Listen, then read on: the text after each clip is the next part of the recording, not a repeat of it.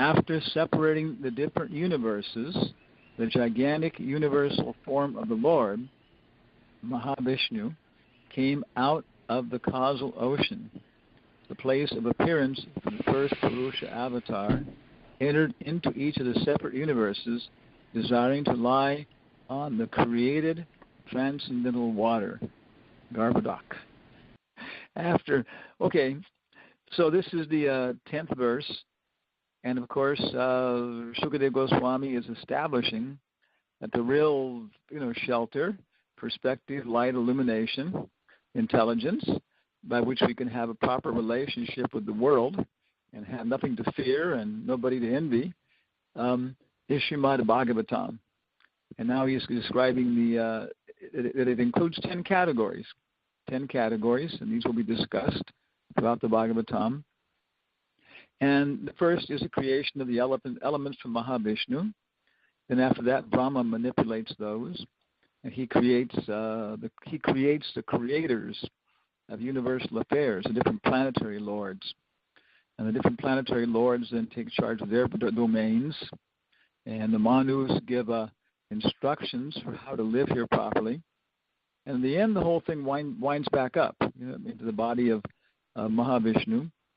And some living entities who take advantage of the transcendental sound, as we've been hearing, they get out of this confusing thing and they become Nitya Siddha again.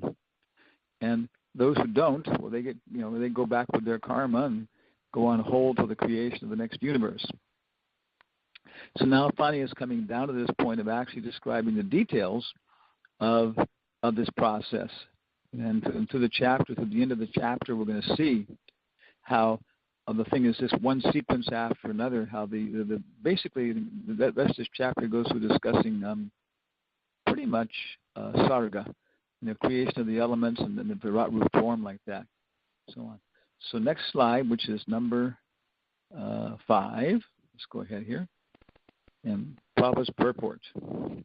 So here we put a little picture of Garuda with Vishnu and Shri and Bhu under Vishnu's embrace on the back of Garuda, who's holding a snake in his claws. And Prabhupada says in the purport, after analysis of the living entities and the Supreme Lord, Paramatma, the independent source of all other living beings, Srila Sukadeva Goswami is now presenting the prime necessity for devotional service to the Lord, which is the only occupational business of all living entities. Next slide. Yeah, it's number 5, 6. The Supreme Lord, Sri Krishna, in all his plenary portions and expansions of plenary portions, are non-different from one another, and thus the supreme independence is in each and every one of them. In order to prove this, Sukadeva Goswami, as promised to King Parikshit, describes herein the independence of the puruṣa-avatāra, personality of Godhead, even in the sphere of the material creation. Such activities of the Lord are also transcendental, and therefore they are also lila, or pastimes of the absolute Lord. Such pastimes of the Lord are very conducive to the hearers for self-realization in the field of devotional service. Right. So looking at that, we're inspired with the thought that, again, he desires to lie down. And all we can think of is just sometimes, like, again, some people like to play in the mud or something. You see sports where it has some mud and people do wrestling in the mud or greased pig chasing or something. Catch the greased piggy. So it seems that somehow or other, Vishnu has this. Part of it, of course, is the Leela to reclaim the living entities. And that's, of course, his satisfaction. And his foremost quality is his mercy on reclaiming living entities out of this whole thing, like that and so on. So, but somehow or other, for him, it is also Leela play, and how he's involved in it. The first place is free will. There's no karma. There's no time. And after that, his knowledge is increasing. And you might say every time after they do an incarnation, Krishna and Balaram will look it over and decide, how to improve the whole process. And then they empower Maya to make illusion even more complicated. As we understand, when she created Aghasura, it was such an amazing product, that even Krishna was amazed for a moment. What a Maya! What an illusion you've done! And so she was very proud of herself. Oh my God, he likes my demon, So she is all things competition, play, from Krishna's point of view, and very fun and very very endearing and very profound from his point of view, like that, And if we hear about Mahā-Viṣṇu, his activities, it says it's very conducive for self-realization in the field of devotional service. So we visited, for example, one time we visited a monastery in Northern California, Greek Orthodox. It was out in the country, Northern California out there. They had some nice property. They were growing, a lot of their own materials, and they had young men, with long beards, and old men with long beards. And during lunch, they read from the lives of the saints, and it was pretty much, of course, Shantaras, and liberation from this world, and experiencing the glory of God, and also some things like His mercy and things within this world. So hearing about these things and Mahā-Viṣṇu, very important for us, for me at least, because I'm still very much, associating with myself as being this body, and if I can keep this body in the mode of goodness, if I can keep it as a proper part of the Virat Rup, and then it's very, very easy for me to, see my higher nature and stimulate that. And of course, as that wakes up, then it's so much easier then to automatically just, relate to the lower nature. So, such pastimes of the Lord are very conducive to the hearers for self-realization in the field of devotional service. So let's go then to the next slide, which is number 7. Okay. Prabhupada says, some may argue, why not then relish the transcendental Leela of the Lord as exhibited in the land of Mathura and Vrindavan, which are sweeter than anything in the world. Vishnu Chakravarti replies that the pastimes of the Lord in Vrindavan are meant to be relished by advanced devotees of the Lord. Neophyte devotees will misunderstand such supreme transcendental activities of the Lord, and therefore the Lord's pastimes in the material sphere related to creation, maintenance, and destruction are verily relishable by the prakrita or mundane devotees of the Lord. Okay, let's go ahead here. Number 8. Next slide. As the yoga system, mainly based on material exercises, is meant for the person who is too much attached to the bodily concept of existence, similarly, the Lord's pastimes related to the creation and destruction of the material world are for those who are too materially attached. For such mundane creatures, the functions of the body and the functions of the cosmic world through physical laws in relationship with the Lord are also therefore included in understanding the lawmaker, the Supreme Personality of Godhead. And on top of this, on the slide, we had this comment about Sir Isaac Newton, which I think we'll see later on like that.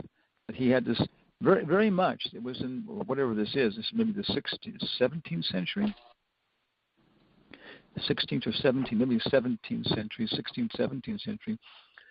Very much there was this interest of understanding how the material nature, it manifests and teaches us the glories of God.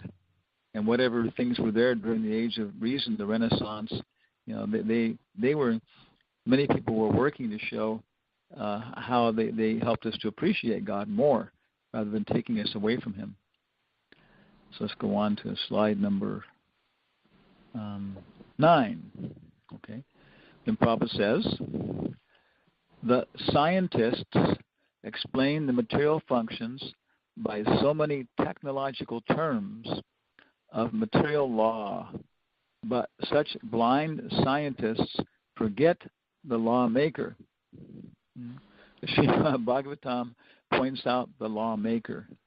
One should not be amazed by the mechanical arrangement of a complicated engine or dynamo, but one should praise the engineer who creates such a wonderful working machine.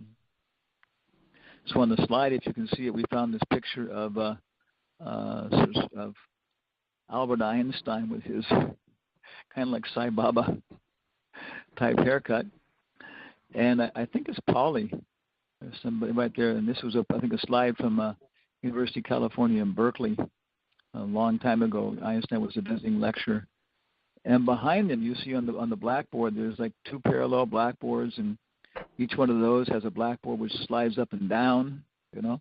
And so complicated formulas, one after another, you know. And now if you go to the University of California at Berkeley for quite some time, they have a big engineering science building there. And from the outside, because the Berkeley campus is a little hilly. So from the outside, you look at it, it's like this, the beginning of a big round area. And you go inside, and you there, and it's thrust seating, you know, like a theater. And back row is maybe like 1 story, you know, above where the actual presentation area is.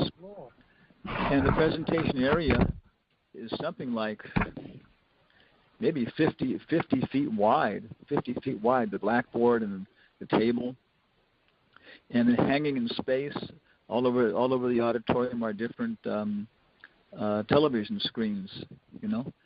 And so you know, chemistry 1A is there, and the man is showing something with all these chemical apparati set up with his things on the blackboard. And of course now, you know, projection of all the different ideas.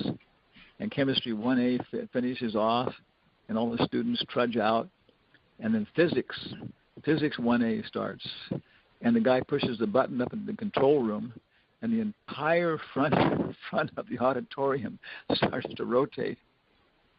And the entire 50-foot long, you know, projection space and laboratory space just kind of rotates out, and the entire other thing rotates in with all the experiments set up and everything else like that, with complicated mathematics and chemical equations and everything else, you know, so complicated to look at the laws like that.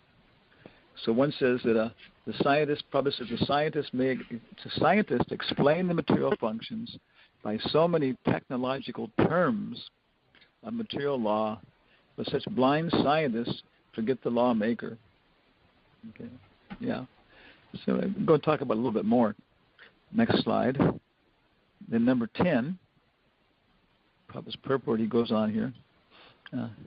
That is the difference between the devotee and the non-devotee.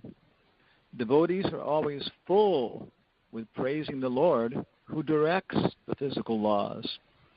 In the Bhagavad Gita 9:10, the direction of the Lord upon material nature is described as follows.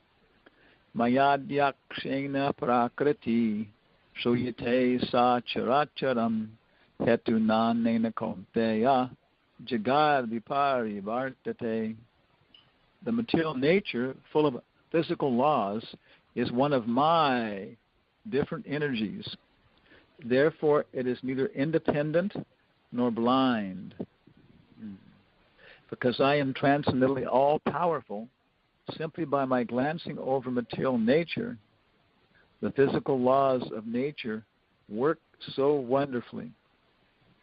The actions and reactions of the physical laws work on that account, unless the material world is created, maintained, and annihilated. Created, maintained, and annihilated again and again. So there's so many, you know, maybe we can look at it, you know, civilization just rises up and then something happens, there's a political disturbance or a great natural catastrophe, or the axis shift, you know. And so many indications from historical evidence that people in past civilizations had very sophisticated knowledge of the laws of material nature, astronomy, mechanics, so many things. And in our recent time, of course, the Romans, actually there's some nice movies on architecture in the Roman culture, looking at the whole Roman civilization from beginning to end in terms of architecture. And they developed some pretty sophisticated mathematics, some pretty robust, architectural feats with domes and other things. And of course, this was lost, And then rediscovered during the Renaissance, and then Newton gave some laws.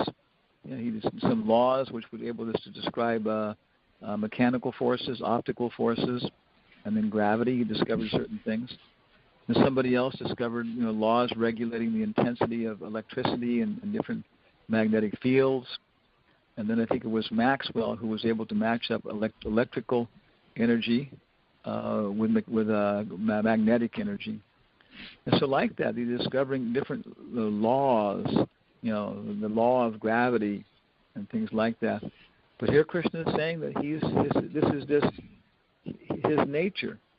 His nature, these laws exist. And where do they come from?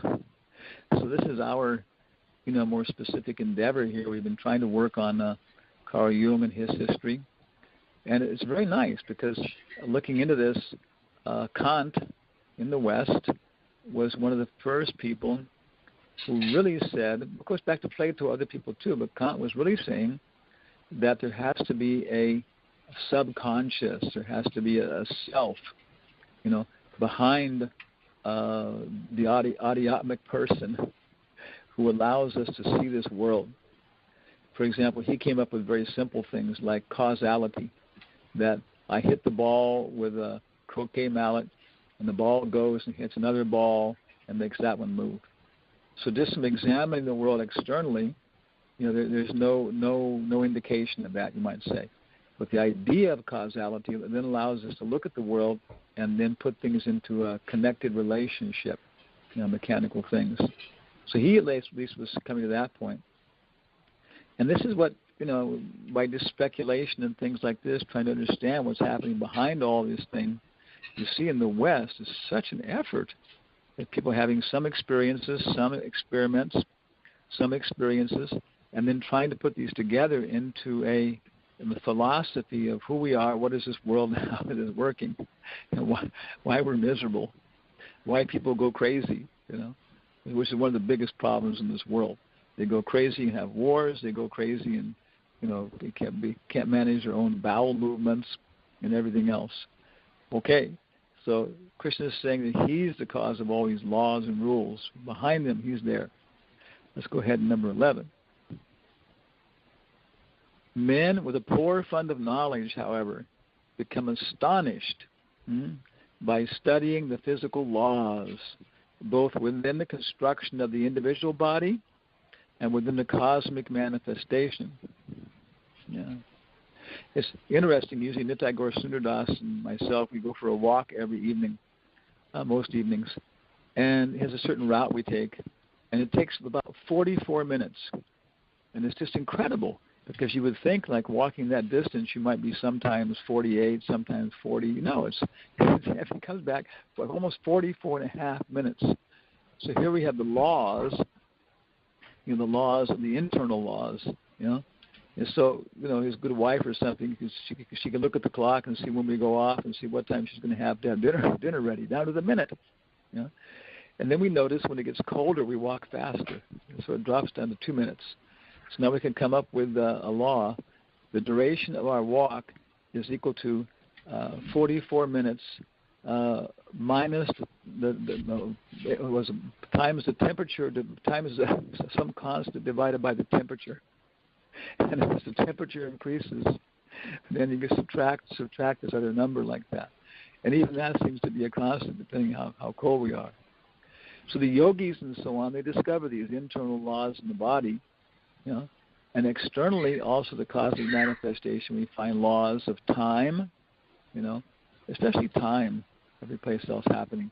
And then different elements, chemical elements, analysis of different elements, physical elements.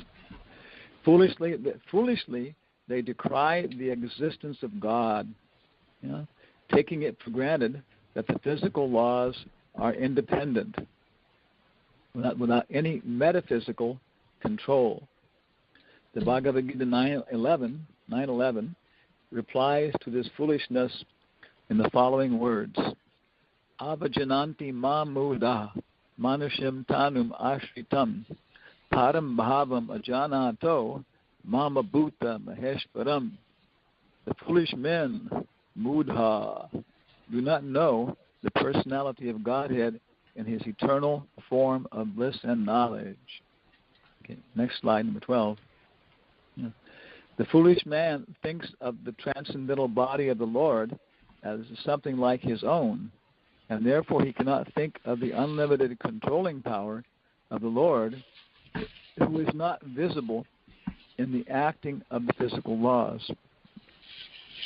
The Lord is, however, visible to the naked eyes of people in general when he ascends himself by his own personal potency. Lord Krishna incarnated himself as he is and played very wonderful parts as the Lord himself, and the Bhagavad Gita concerns such wonderful actions and knowledge. Go on then. Next slide here. Yeah, foolishness next slide, slide number, what is it? I'm on the side here. Number 13. Yet foolish men will not accept Lord Krishna as the Supreme Lord. Generally, they consider the infinitesimal and the infinite features of the Lord because they themselves are unable to become either the infinitesimal or the infinite. But they should know that the infinite and the infinitesimal sizes of the Lord are not his highest glories. The most wonderful manifestation of the Lord's power is exhibited when the infinite Lord becomes visible to our eyes as one of us. So that's it. Krishna's personal features are what really make the changes in life. The big things, the cosmic stellar galaxy or subatomic particles. Okay, maybe there's something there. There's some relationship. How they're doing things. We can make atomic bombs and things like this. But the real things are Krishna's personal relationships. Cleanliness, truthfulness, austerity, mercy, humor. Constancy in relationships. Then let's go to slide number 14. Big purport. His activities are different from those of the finite beings. Lifting a mountain at the age of 7 years old and marrying 16,000 wives in the prime of his youth are some of the examples of his infinite energy. But the mudhas, after seeing them or hearing about them, decry them as legendary and take the Lord as one of them. They cannot understand the Lord Sri Krishna, although in the form of a human being, by his own potency, is still the Supreme Lord with full potency as a Supreme Controller. On the slide we have a picture of Gopal with his hand resting on his chin, looking deceivingly like a little child, young boy. Okay, slide number 15. And on our right-hand side, we have our good friend here, Mudha. And if you know, Mudha has a sika. Our donkey has a sika sticking up there. And he likes to hear. He's got very big ears. But also he has he got some kind of echo going there. Also he has big nostrils and big eyes.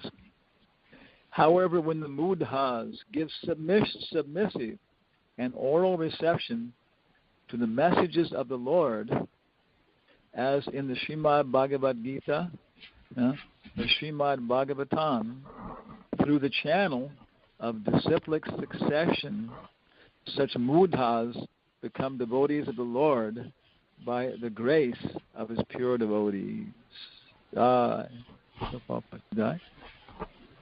Okay, let's go on down then to the last slide in this purport, number 16. What happened here? Yeah, there we go. Yeah.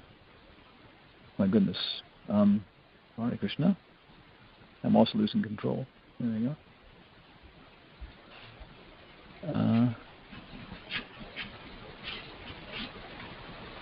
Okay.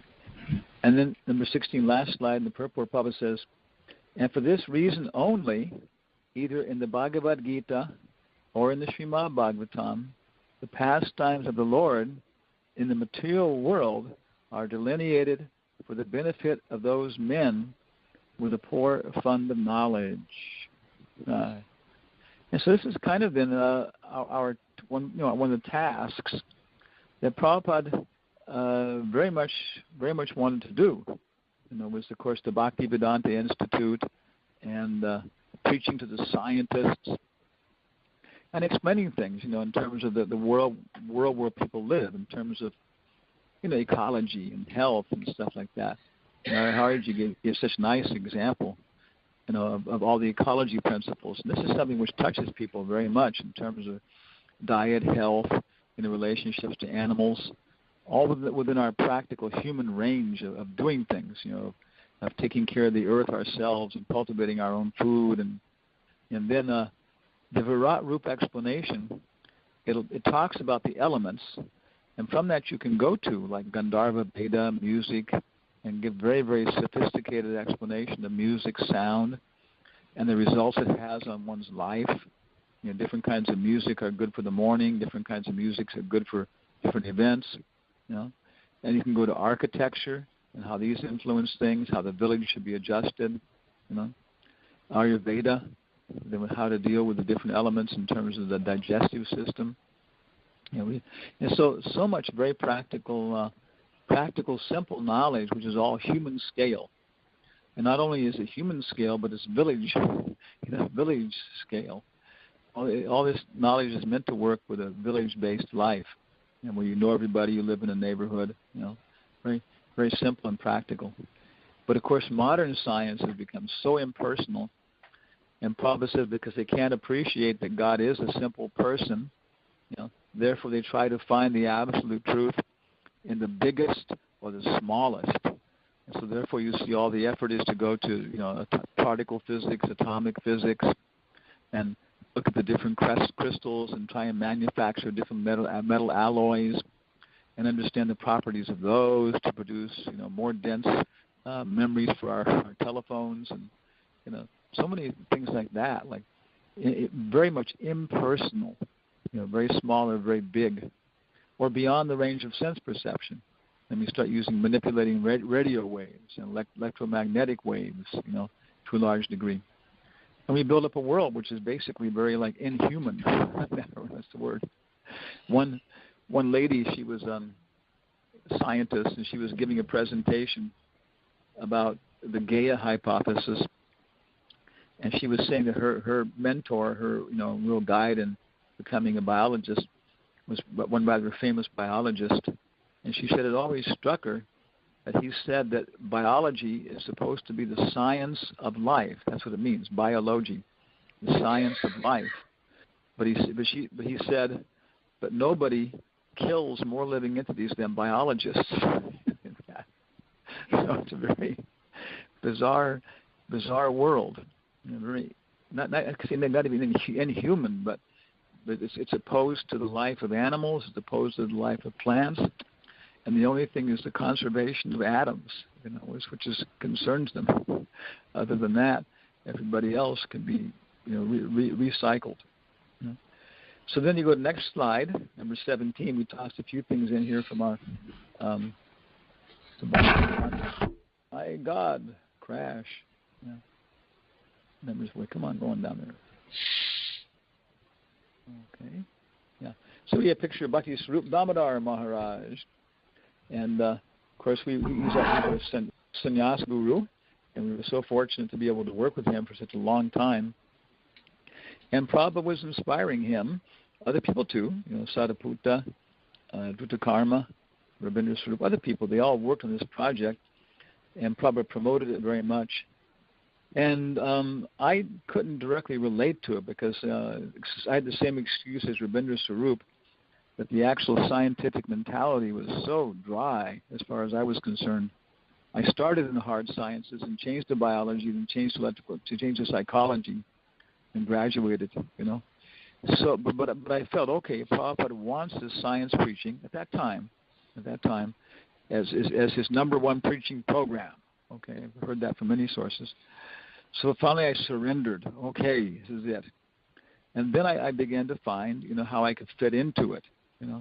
For example, because I had been through hard sciences, life sciences, and the psychology, the subtle sciences, I was the only person who could index, some of our books, because our books then dealt with many, many different fields, and I had enough knowledge to understand what they were talking about generally, and cross-culturally like that. So like that, another example, Prabhupada told Swarup Damodar, here he is with the Dalai Lama, that the one formula is to have very, very nice reception.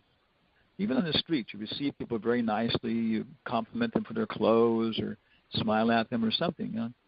But with the Bhaktivedanta Institute, you might invite people to a very, very nice building in a nice part of town, and they would come in for some evening program with their wife, and some very, very nice young lady would pick their hat and coat and receive them very, very nicely, respectfully, and say, the other delegates are in by the fire, and they go in and talk, and they would find people from their peer group there and have some nice entertaining discussions and like that, some drinks, and then very nice prasad, and then after that, discuss philosophy. And that was what he showed Maharaj several times. A nice reception, nice prasad, and then philosophy. And people can appreciate after that, So many, many nice programs, nice preaching areas, formally in this area. Of course, informally, we can do it all so many ways. The one where Maharaj is here in the suit, it says, study of consciousness within science. And that was 1990? I can't remember. But that was the whole seminar, which 2 Nobel laureates came to that one, 2 Nobel laureates. And it was the first conference on the study of consciousness within science. Later on, the University of Arizona called theirs the first one. But then the BI guys challenged them, and they said, some small things like that. And they showed them all the people that were involved, and they admitted, we didn't know about this. Okay, yes, yours was definitely the first. And I remember, it was so terrible for me. It was so boring. But I was helping, and I did a lot of good work for them, helped them. And then Rasaraj wanted to reward me, for the work, so I was the doorkeeper, for one of the sessions. I didn't speak, And I remember one of the topics, and I mentioned this before, I guess by the time I die, I'll still remember this. One of the topics was consciousness one of the elements of the array of the state vector at the origin of the universe? That's one of the topics. My God. Okay. So somehow or other we went on and we had lunch, and they all loved the lunch. They all loved prasadam and everything else. And they loved actually the discussions too. Move on to the next slide. And here we have this book, Life Comes from Life. And Bhakti Swarup Damodar Maharaj is a young man with his tape recorder and playing the devil's advocate many times with Prabhupada, to try and discuss the broad perspective on these things.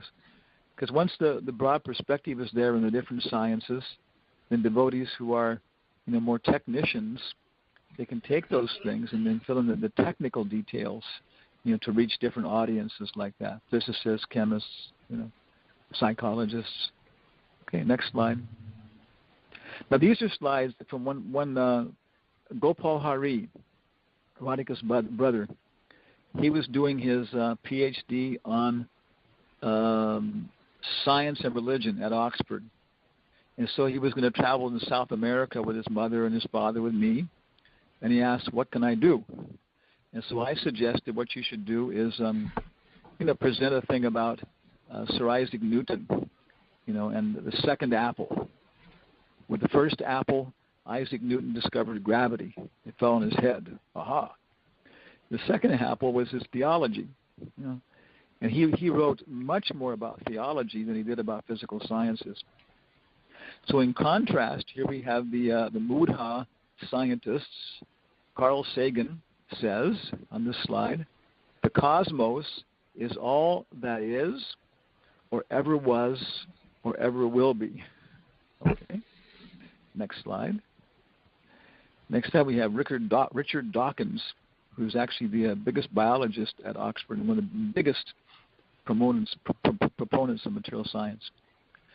The universe that we observe, he says, has precisely the properties we should expect if there is, at bottom, no design, no purpose, no evil, and no good. Nothing but blind, pitiless indifference. Thank you, Richard. Okay, let's move on to the next slide here. And now we have Steven Weinberg. The more the universe seems comprehensible, the more it also seems pointless. And in some ways, that these people, it's just such a hellish consciousness. How are you going to avoid drinking or something else like that? Move on, next slide. Okay. So here we have what was these are from the slideshow we did about maybe 5 years ago. But it's still going on. But at that time, there was a raging war between Richard Dawkins, who's the head biologist at Oxford, and a brilliant person. He discovered many wonderful things. And on the opposite side, Alistair McGrath, who at that time was the head theologian, who historically was the head scholar, because theology historically was the same thing. So, next slide. Number, what is it? Where are we? Somewhere here, 23. So Dawkins wrote a book called The God Delusion. And then McGrath came back with a rebuttal called The Dawkins Delusion, like that. And he was very British, very polite, everything else. And you can see that a lot of the arguments he has and he used and were very effective were exactly the ones that have gone into society from us. They didn't have these arguments before. They came in, and he limited himself, exactly as Prabhupada said, to not going beyond the Paramatma. And he said, I'm only going to talk about the necessity of a creator and a controller in this world. I'm not going to talk about higher, relationships to God or anything else, although they're very wonderful, he said. And his book, successfully takes Dawkins apart piece by piece like that. So this battle was going on. Let's go down here, next slide. And here we have slide number, what is it, 24? Yeah. One very, very good book. If you're interested in this, it's very readable. It's called Quantum Questions by Ken Wilber. It was published quite some time ago, but what it is, with a research assistant, he went through and extracted the philosophical writings of, practically speaking, all the founders of modern physics. De Broglie, James Jean, Einstein, Schrodinger, Heisenberg, all Pauli, all these people. It's a very, very wonderful work. And there's a picture of him. He's kind of like a real kind of Buddhist type fellow. He's still an active person. But to this level that we're talking about, we can use his work very nicely. So it's one very good book. It's available on Amazon. So go down here, next slide. And here are a few extracts. Of course, starting with Albert Einstein. This is Quantum Questions, Ken Wilber, Shambhala Books, 1984. Albert Einstein, The Ethical Dimension. The scientific method can teach us nothing else beyond how facts are related to and conditioned by each other. The aspiration toward such objective knowledge belongs to the highest of which man is capable.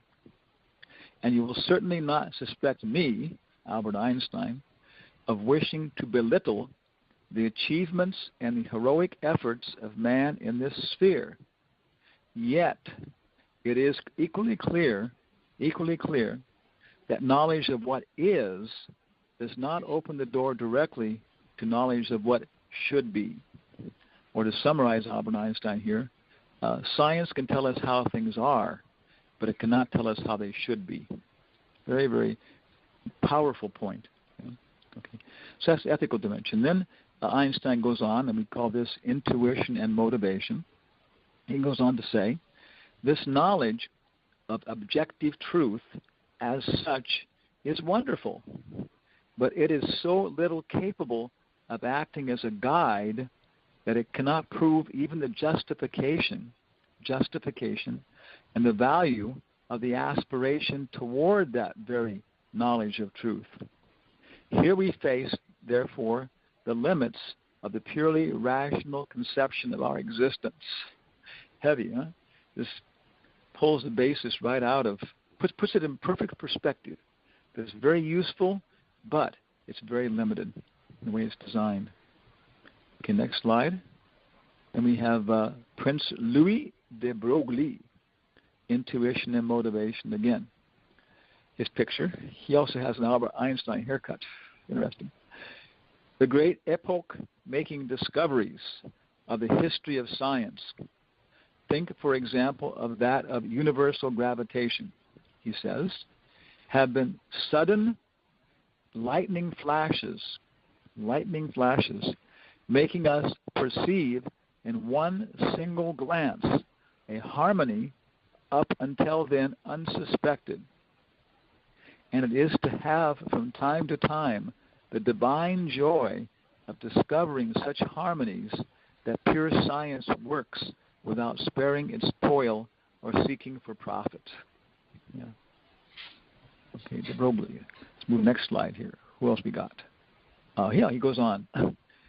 In the last chapter of his great work, The Two Sources of Morality, Henry Bergson, having reached almost the end of his book, and make a note here, Bergson got the Nobel Prize for something, and in his day he was one of the most popular.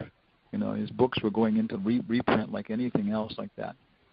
So one of his things is called the Two Sources of Morality and Religion. Having reached almost the end of his book, he showed to us a humanity in the formidable grip of mechanism, and as if succumbing under the weight of the discoveries and inventions which the creative ability of its mind had been able to realize. Bergson rightly says, quote, now this is de Broglie quoting Bergson, machines which move on petrol, coal, hydroelectric power, and which convert into motion the potential energies accumulated for millions of years, have given to our organisms so vast an extension and so formidable a power, so disproportionate to its dimensions and strength, that surely it had never been foreseen in the plan of the structure of the species. Okay, next slide. And wishing to make us appreciate the essential point, de Broglie goes on, and the disquieting side of the problem, he adds, now in this excessively enlarged body, the spirit remains what it was, too small to fill it, too feeble to direct it. Now this increased body awaits a supplement of the soul. Now the mechanism demands a mysticism. So we've used this as a title for some of these science lectures, and it's very attractive, very potent. The mechanism requires a mysticism. Yeah. Finally, de Broglie says, the work finishes on these words, pregnant with meaning.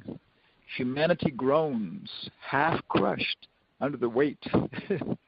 Humanity groans, half crushed under the weight of the advances that it has made.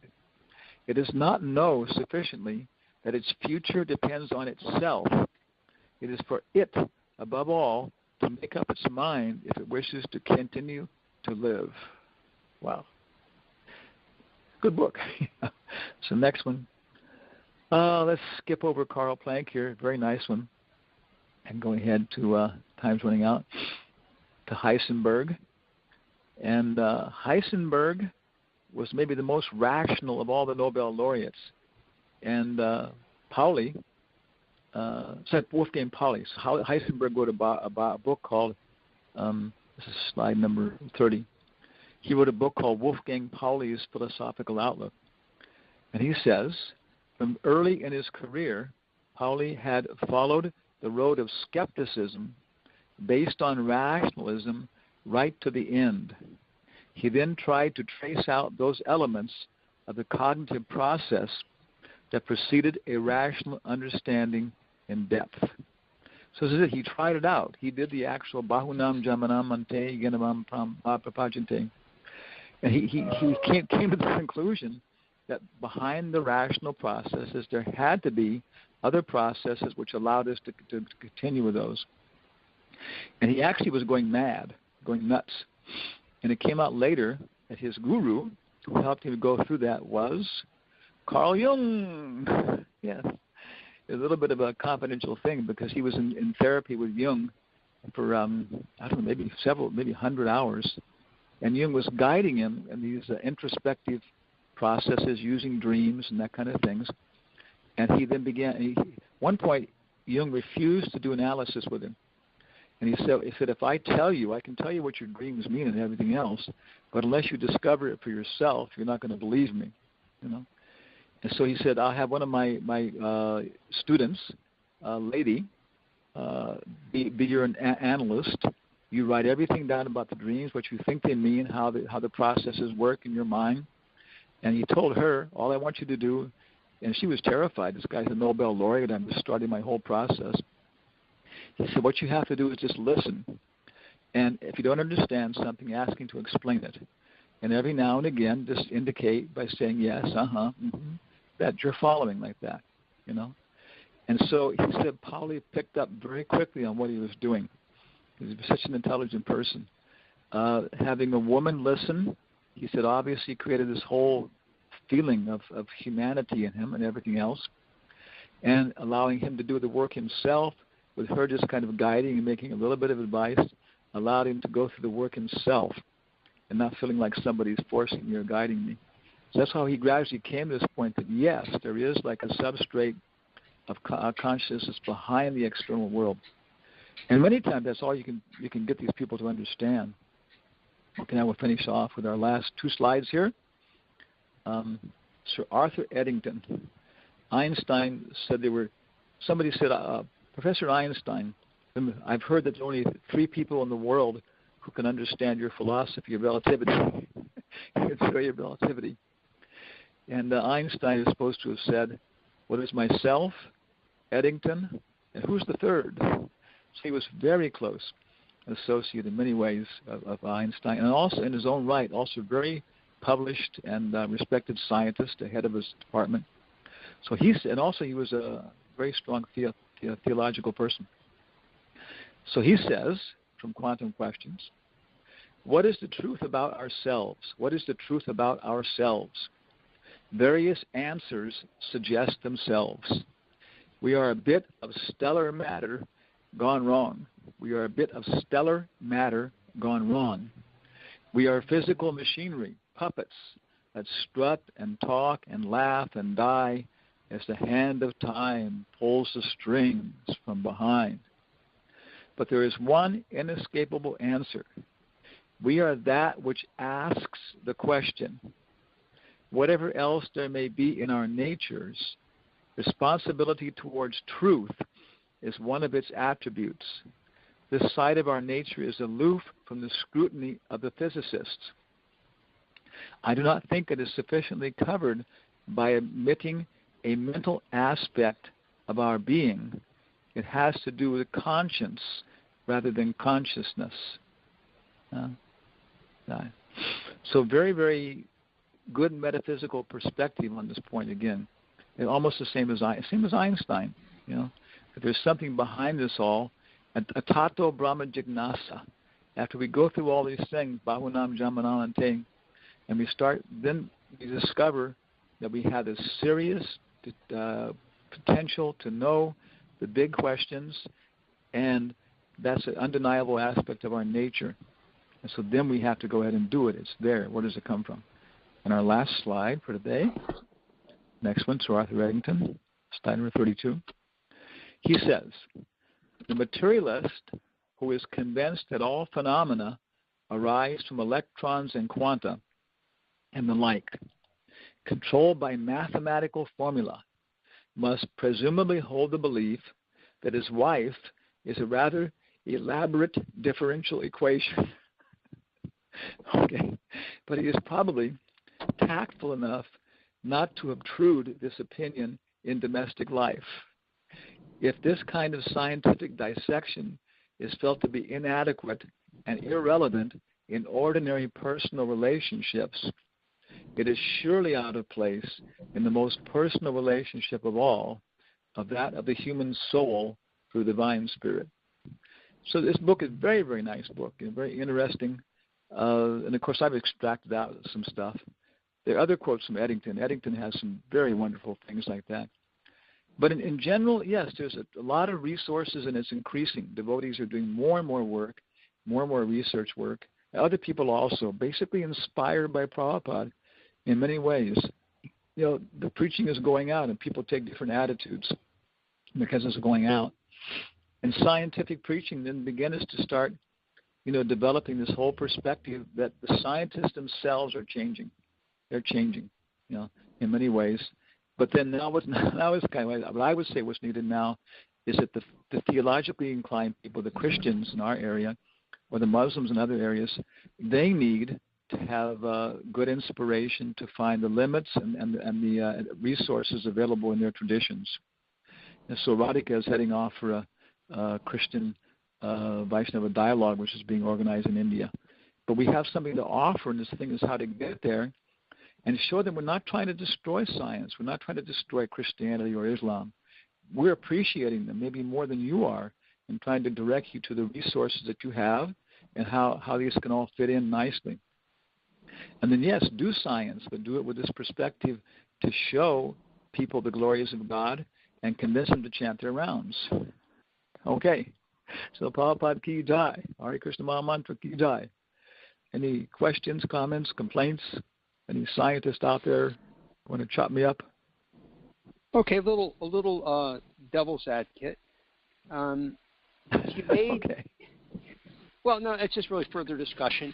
It seems to make perfect sense that there's got to be some intelligence behind all of this, cause and reason, etc. That's the only conclusion that one can really come to, or certainly the most logical. But why the anthropomorphic quality that we have to ascribe to whatever the supreme is? Why does it have to look like man, or why does it even have to have form for that matter? Why can't it just be consciousness in the sky? Okay, this is very interesting. So Prabhupada says, by introspection, by logic, by reason, by guided, you know, Socratic view, you can appreciate Brahman. There is a reality, you know, okay. And you can also appreciate Paramatma, that there is like order, organization, details, laws, and there is somebody's hand, you know, kind of fooling around with it. He said, but you can come to that level to realizing the Paramatma feature. Okay. But he said the last one of Ananda, which involves impersonal relationships, he said that cannot be revealed, cannot be understood without descending knowledge. So this is our point, you know. And we're not trying to, like, artificially, when you come to the point and you judge the person you're talking with is completely rational, completely sane, honest, then if you're willing to accept what he says, you can judge it like the Kumaras. The Kumaras, they came to this point of Shuddha Sattva, and when they smelled the tulsi leaves in the feet of Krishna, then they realized that the absolute truth is full of personal variety. And the personal variety we see in this world is just a reflection of the personal variety we see in that world. So that's the basic perspective on it, I would say.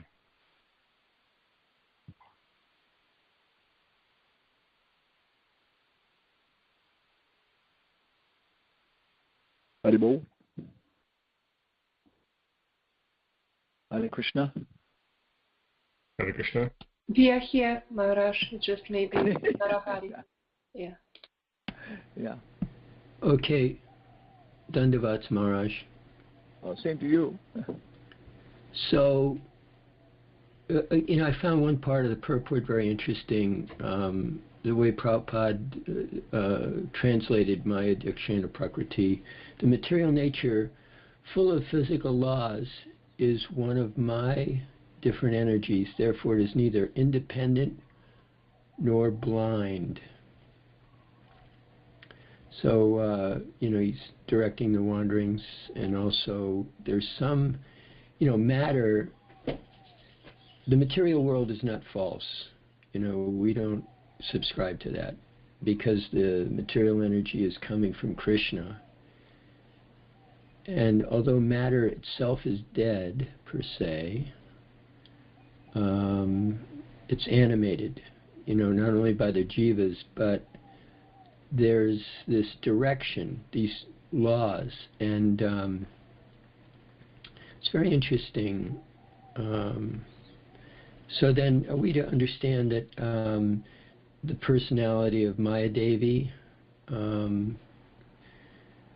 is animating the material nature, as the servant of the Supreme Lord? Is that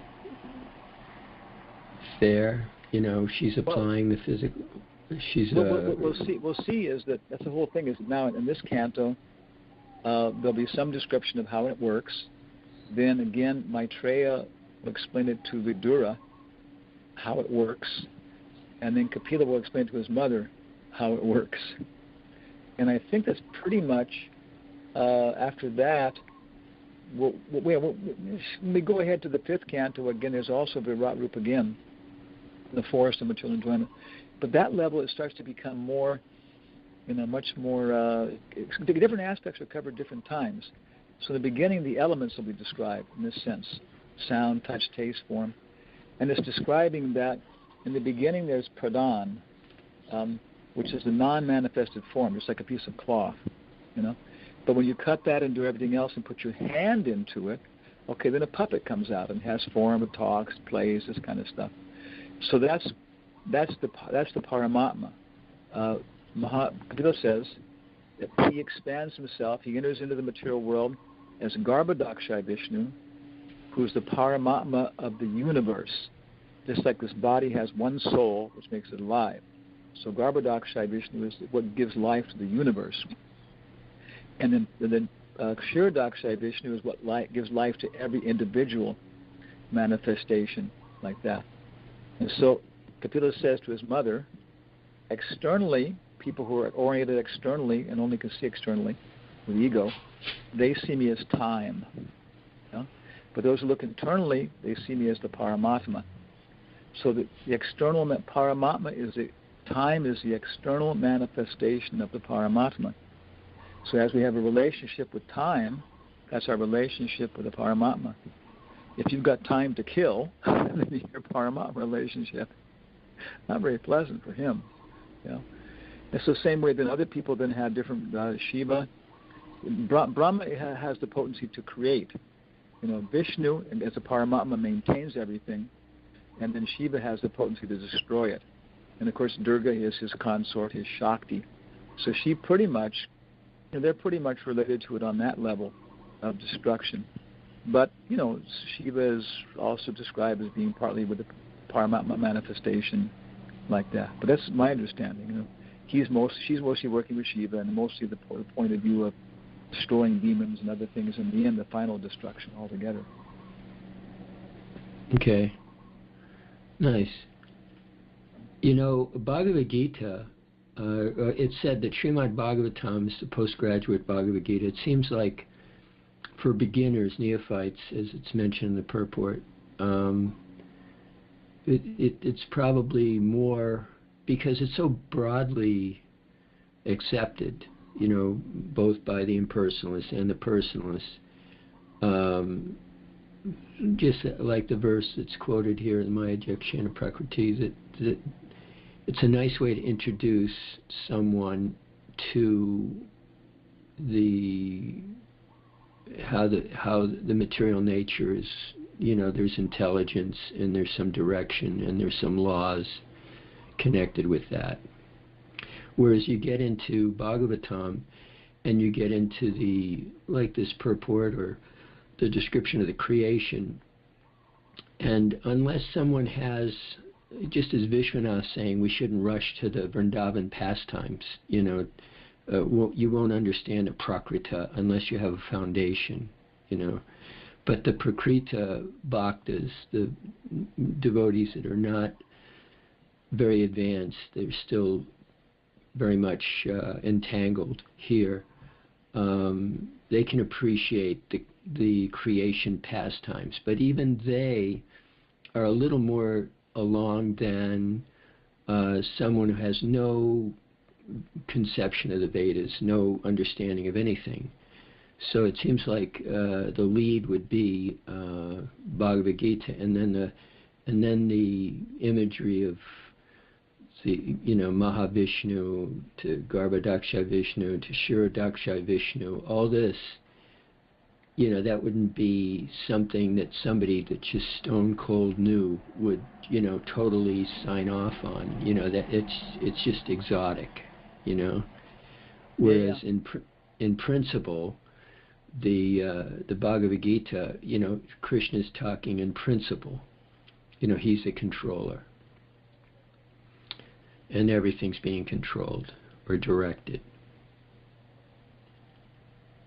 Yeah, that's why the point about, we have, as we become more and more purified and knowledgeable, for example, like an ambulance attendant or somebody else, you or I, we can maybe do a little first aid, keep a person breathing, and for maybe just maybe like 15 minutes, 10 minutes. In that time, the ambulance guys show up, they put a tube down the guy's throat, our throat, and do this and that, and they can keep the guy alive maybe 20 minutes to get to the hospital. And as soon as they get him, they roll him right into the operating room, open it up. And so there's citizen first aid, paramedic first aid, intern on the table. Next day, a full doctor to do full surgery, and then ship them off to a specialist, And so as we become more purified and more advanced, I think we can analyze people and figure out where they're at. Like one Nobel laureate candidate we met in South America, Umberto Maturana, and very nice guy, very intelligent. He came to this Jung lecture and he brought about 5-6 people with him, and then he wanted to talk to us the next day. So he wanted us to bring our friends. So very intelligent. We had basically it was an interaction between two communities. I could see it was a much more intelligent way for everybody to figure out what's going on. And his level of comprehension was basically like Hiranyagarbha, a little bit above Virat Rupa and a little bit below Paramatma. And so he was ready for that and that kind of discussion. But the other stuff, you say it was just like it was too freaky for him. It was interesting and that kind of stuff. And okay, I'm impressed. But what I can understand really, okay. And so I agree. You got to figure out what level, because some people, their level is prasadam tastes good. That's it. Okay. Yeah, have pakora bob, election chutney. Okay.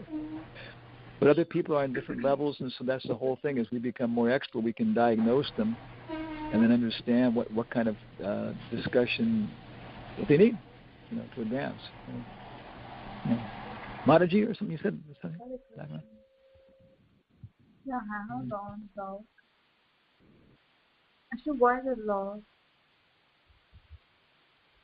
The laws, the energy which came from Krishna, and why we are giving the importance to the law? And is this Vedic is deep with the law? Oh, your voice is being clipped. I can't understand. I can't understand your voice exactly. I couldn't be able to type because some error.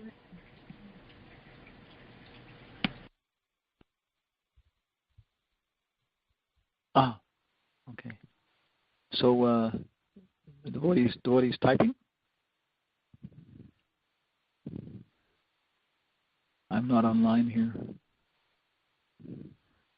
Hare Krishna, Hare Krishna. I hear you. Hare Krishna. Yeah. I hear you, Maharaj. The devotee's typing a question or something? I can't see the screen. Hare Krishna. Anna Yeah. Mataji, could you type it in? Mataji, can you type it? Yes, I am typing in the. Actually, there is some error in this, so I'm just typing to the Ramanatha Prabhu by Skype. Oh, I don't know if Skype's working today. Try to ask your question. We'll try to understand it. Try to keep it simple. Yeah. You were asking why people accept the laws but not the lawmaker? Was that the question?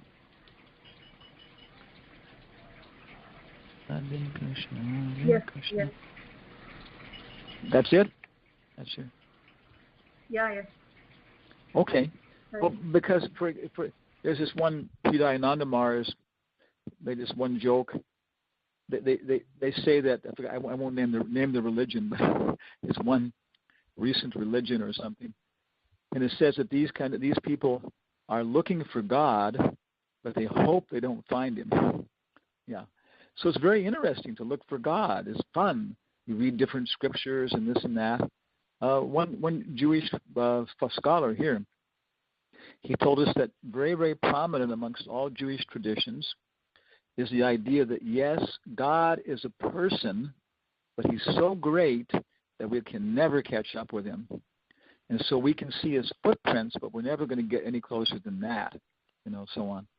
Because if we go beyond the king's laws and actually meet the king, then we have to surrender more. The laws, we can say, okay, I'm following this law, I'm following that law, now I can do what I want to do. But in a personal relationship, then we have to be more involved and surrender more.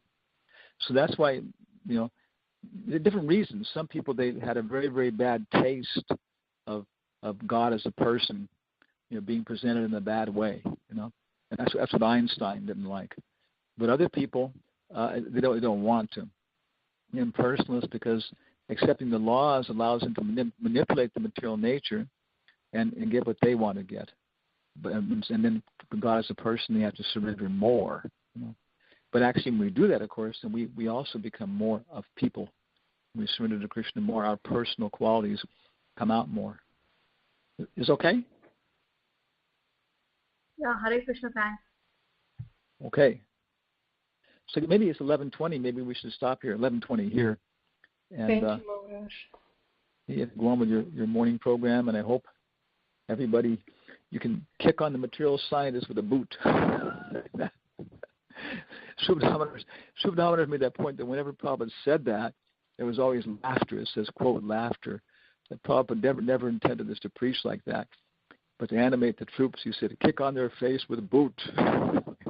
Hobnailed boot. Okay. But Prabhupada never did it. He was always very polite with people. Okay, Hare Krishna. Thank you very much for your association. Hare Krishna. Nice class, Maharaj. Well, I hope it works. Hare Krishna. Hare Krishna.